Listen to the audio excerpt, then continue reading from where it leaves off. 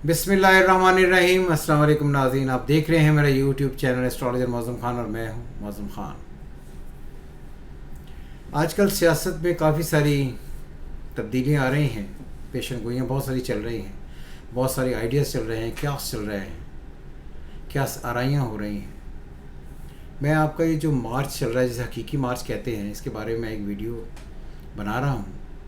और मैंने पहले भी इससे कहा था कि ये जो इस वक्त मार्च हो रहा है, इसमें सारी की सारी डिमांड्स जो हैं वो पूरी हो जाएंगी इमरान खान की, और वो तमाम चीज़ें जो वो कहेंगे वो उनको मान लिया जाएगा। अब इलेक्शन होता है या नहीं होता, ये एक नई स्टोरी है। तो मुझे लगता है कि इसमें काफ़ी सारा डिले आएगा और मामला काफ़ी आगे बढ़ेंगे। तो वो अगर आप समझते हैं कि बहुत तेज़ी में कोई चीज़ें बहुत फ़ायदेमंद हो जाएंगी, और ये बात भी याद रहे कि ये मार्च को बहुत लंबा नहीं होने वाला है और इस्लामाबाद नहीं पहुंचने वाला है, उससे पहले ही कोई ना कोई डिसीजंस हो जाएंगे।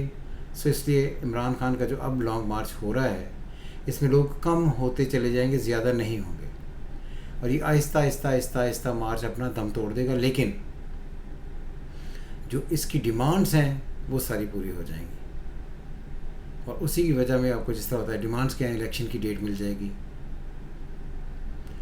मामला तय हो जाएंगे, लोग उस सारे मामले को तय करके घरों की तरफ वापस आ जाएंगे। इलेक्शन होना या ना होना एक बात की बात है। तो इसी उम्मीद के साथ कि ये जो मैंने आपको रीडिंग्स दी हैं, इनका आप ख्याल रखिएगा, इनको आप जहन में रखिएगा, और देखते हैं ज़िंदगी आगे किस तरह चलती है।